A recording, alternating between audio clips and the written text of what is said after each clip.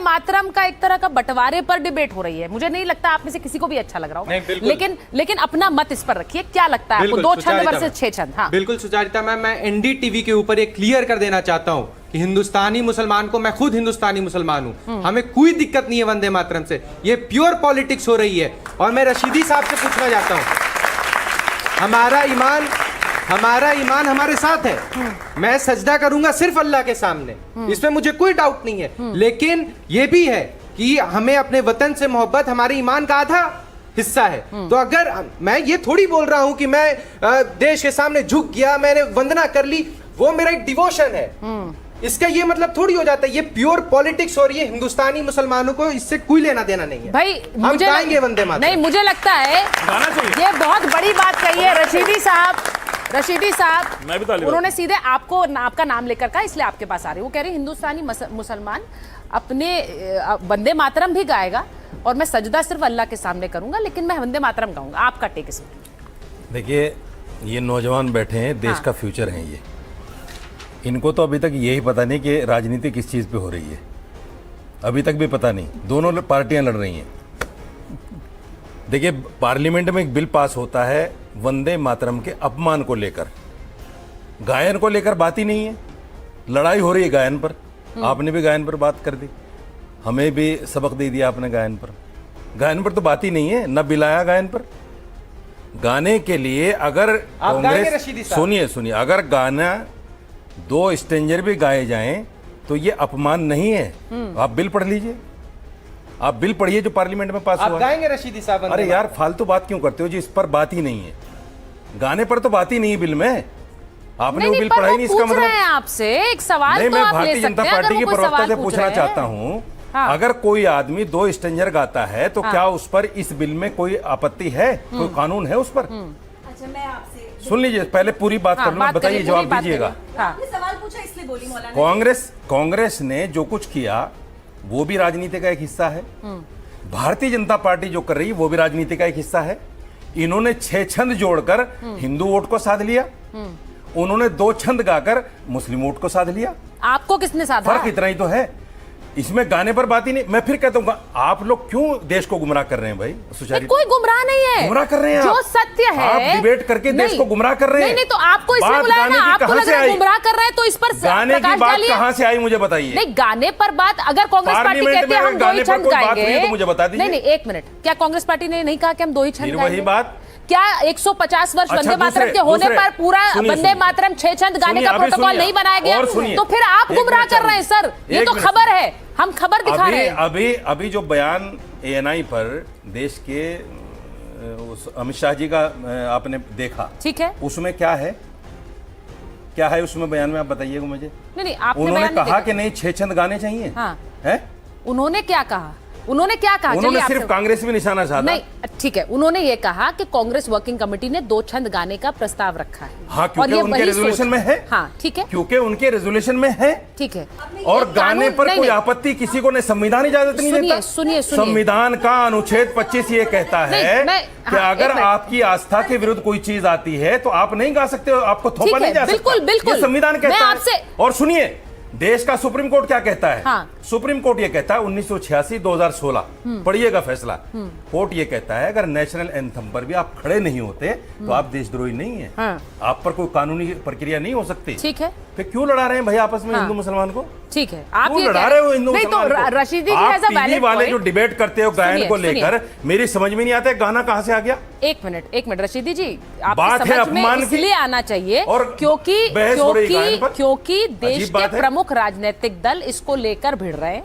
Congress party कह रही है हम 2 छंद ही गाएंगे। गायन पर इसलिए बात है रशीदी जी, गायन पर इसलिए बात है क्योंकि वो कह रहे हैं हम 2 ही छंद गाएंगे, वो ये नहीं कह रहे हैं, और इसीलिए ये बहस छिड़ी है। आप इसे समझिए। अरे भाई, ये कोई नहीं, ये कोई आपकी पेट्रियोटिज्म का टेस्ट नहीं हो रहा है रशीदी जी। आइए सब पहले एक ये कोई पेट्रियोटिज्म का टेस्ट नहीं है। जिस चीज पे बात है उस पर बहस क्यों हो रही है?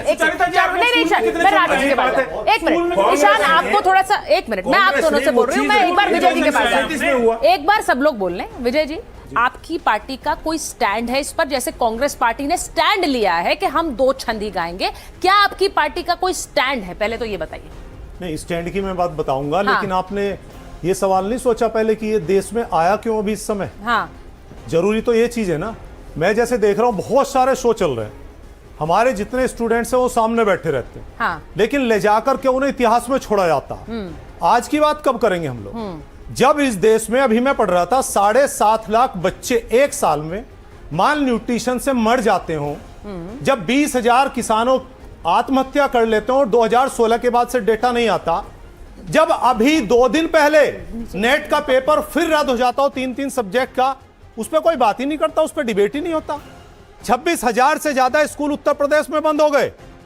ये जैन जी को या हमारे जैन अल्फा या हमारे जो टीनेजर है, किस चीज की ज्यादा जरूरत है? इस पर भी तो बहस होनी चाहिए। मेरा यह मानना है कि वंदे मातरम की बात है, कोई अपराध नहीं है कोई 2 छंद गाता है या 6 गाता।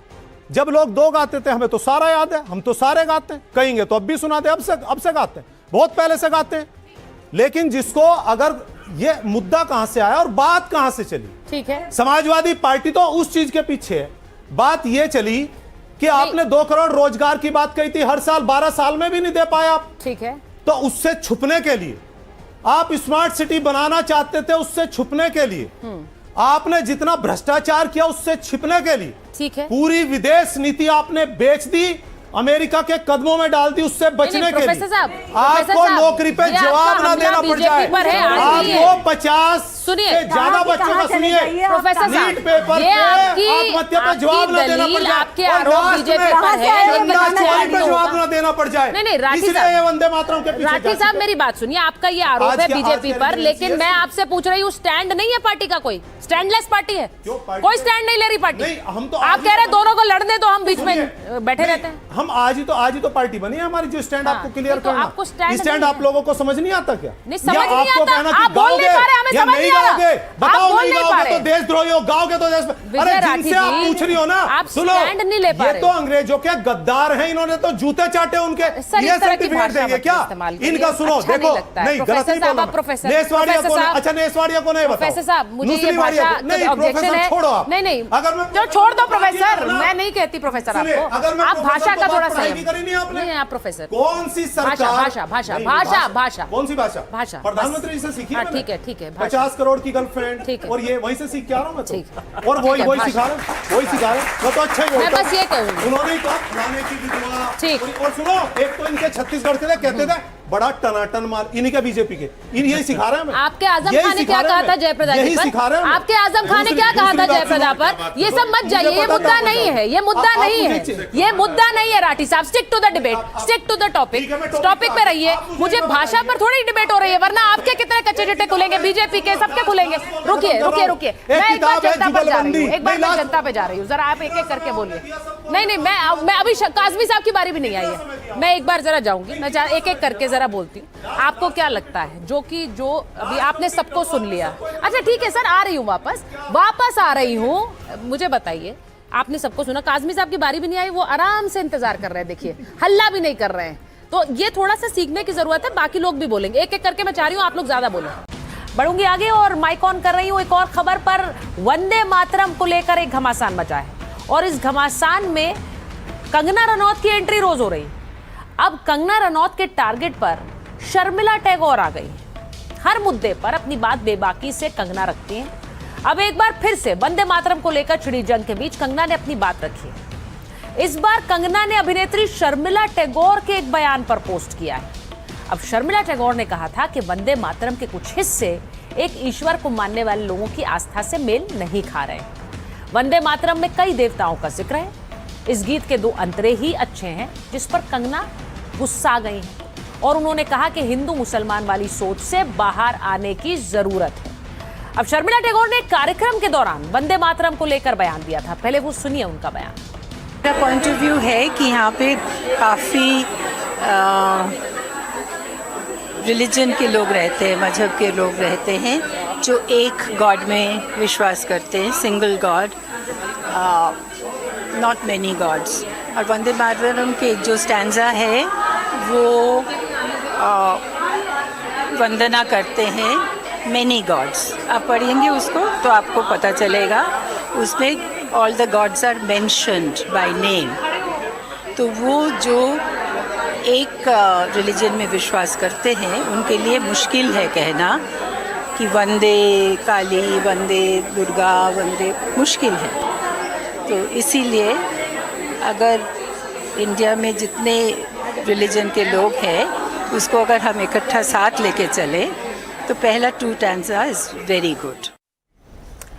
अब कंगना रनौत ने इंस्टाग्राम पर एक पोस्ट किया और उस पोस्ट के जरिए सीधे सीधे शर्मिला टैगोर पर हमला बोला। कंगना रनौत लगातार इंस्टाग्राम पर एक्टिव। अब शर्मिला टैगोर के बयान पर उन्होंने प्रतिक्रिया दी। शर्मिला का बयान अपने इंस्टा पर शेयर किया और कहा, मैं खुश हूं कि शर्मिला जी ने अपनी बात रखी है। किसी भी कविता और गीत में शब्द रूपक होते हैं। विवेकानंद ने कहा था कि मुझे ऐसे युवा चाहिए जो लोहे जैसे बने, हड्डियां फौलाद की हो, जिनकी नसों में बिजली दौड़ती हो। विवेकानंद मौसम का अनुमान नहीं बता रहे थे, वो केवल शक्ति को जगाने की मांग कर रहे थे। कृपया हिंदू मुस्लिम सोच से आप बाहर आइए। भले ही हम एक ईश्वर में विश्वास करते हो, डॉक्टर भी ताकत को शक्ति कहते हैं।